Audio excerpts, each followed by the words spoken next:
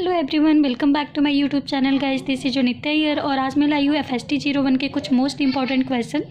सो video अगर आपको अच्छी लगती है तो इसको लाइक कीजिए, सब्सक्राइब कीजिए और ज़्यादा से ज़्यादा शेयर कीजिए। तो इसमें जो सबसे पहला क्वेश्चन है वो है आकाशगंगा किसका संग्रह है। तो इसमें 4 ऑप्शन दिए हुए हैं, ग्रहों और बाह्य ग्रहों का, सौर मंडल और बाह्य ग्रहों का, तारे, गैस और धूल के बादल, सौर मंडल, गैस और धूल के बादल। तो इसका जो करेक्ट आंसर है वो है थर्ड, तारे, गैस और धूल के बादल। इसमें जो सेकंड क्वेश्चन है वो है कृषि क्रिया की शुरुआत कब हुई। तो इसमें पूछा हुआ है कृषि क्रिया की शुरुआत कब हुई।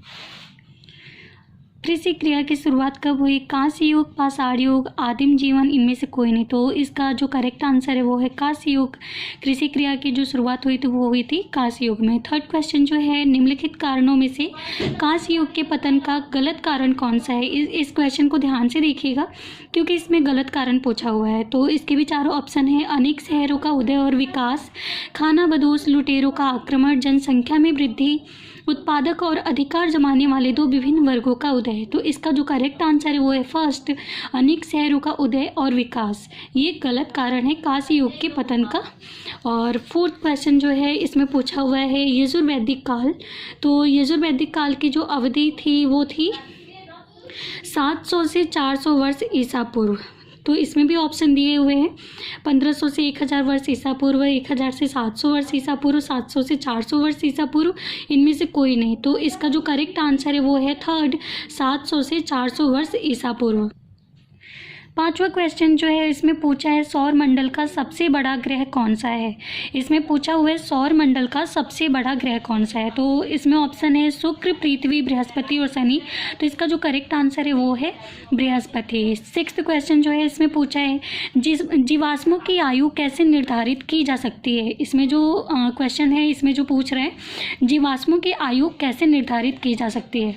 तो इसके 4 ऑप्शन है, रेडियो कार्बन काल निर्धारण, खगोलीय अध्ययन, रूप आकृति संबंधी विश्लेषण, प्लैटिनम काल निर्धारण। तो इसका जो करेक्ट आंसर है वो है फर्स्ट, रेडियो कार्बन काल निर्धारण। 7वां क्वेश्चन में पूछा हुआ है मानव शरीर में रक्त परिसंचरण का पता किसने लगाया है। इसमें पूछ रहे कि मानव शरीर जो है उसमें रक्त परिसंचरण का पता किसने लगाया था। तो इसमें ऑप्शन जो है वो है नेपियर ने, यूनानियों ने, अरबों ने, हार्वे ने। तो इसका जो करेक्ट आंसर है वो है फोर्थ, हार्वे ने। 8वां क्वेश्चन में पूछा है प्राकृतिक वर्ण का सिद्धांत किसने प्रस्तुत किया।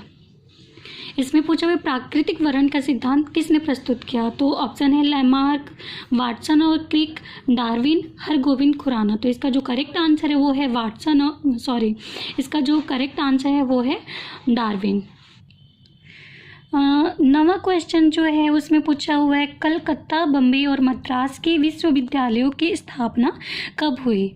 जो कलकत्ता, बम्बई और मद्रास में विश्वविद्यालय बनाए गए थे उनकी स्थापना के बारे में पूछ रहा है। तो उसकी स्थापना हुई थी 1913 में। बाकी भी ऑप्शन दिए हुए 1823, 1829, 1857, बट इसका करेक्ट आंसर जो है वो है 1913। 10वां क्वेश्चन जो है इसमें पूछे ध्वनिकी निम्नलिखित में से किसका अध्ययन है। ध्वनिकी निम्नलिखित में से किसका अध्ययन है, प्रकाश, बैक्टीरिया, ध्वनि, इनमें से कोई नहीं। तो इसका जो करेक्ट आंसर है वो है थर्ड, ध्वनि। 11वां क्वेश्चन जो है वो है तारों या तारों के समूह से बने नमूनों को क्या कहते हैं। तारे या तारों से जो भी समूह बनते हैं उनको क्या कहते हैं। तो इसका जो ऑप्शन है सौर परिवार, समूह, तारामंडल, अति समूह। तो इसका जो करेक्ट आंसर है वो थर्ड, तारामंडल। तारों या तारों के समूह से बने नमूनों को तारामंडल कहा जाता है। 12वां क्वेश्चन जो है वो है केपलर के अनुसार ग्रहों की कक्षाओं का आकार निम्नलिखित में से कौन सा है। इसमें जो केपलर का एक उन्होंने अध्ययन किया था तो उसमें उन्होंने कुछ बताया हुआ था। तो इसमें ये पूछ रहे कि केपलर के अनुसार ग्रहों की कक्षाओं का आकार निम्नलिखित में से कौन सा है। तो इसके जो 4 ऑप्शन है दीर्घवृत्त, वृत्ताकार, त्रिकोणीय, इनमें से कोई नहीं। तो जो करेक्ट आंसर है वो है दीर्घवृत्त। 13 क्वेश्चन जो है वो है 13 क्वेश्चन जो है वो है निम्नलिखित में से कौन सा संरक्षक भोजन है। तो ऑप्शन है विटामिन, कार्बोहाइड्रेट, वसा और लिपिड। तो इसमें जो करेक्ट आंसर है वो है विटामिन। विटामिन जो है एक संरक्षक भोजन के नाम से जाना जाता है। 14 क्वेश्चन जो है निम्नलिखित में से कौन सा शहर सिंधु घाटी सभ्यता का भाग नहीं था? तो हड़प्पा, केरल, लोथल और मोहनजोदड़ो 4 ऑप्शन है। तो इसमें जो करेक्ट आंसर है वो है केरल। केरल जो है वो सिंधु घाटी सभ्यता का भाग नहीं था। 15 क्वेश्चन देखते हैं। इसमें पूछा हुआ है कि निम्नलिखित में से कौन सी गैस खमीरीकरण के दौरान नहीं बनती है। इसमें पूछा हुआ है कि कौन सी गैस खमीरीकरण के दौरान नहीं बनती है। तो इसके जो 4 ऑप्शन है hydrogen sulphide, methane, oxygen, carbon dioxide. तो इसका जो करेक्ट आंसर है वो फर्स्ट हाइड्रोजन सल्फाइड।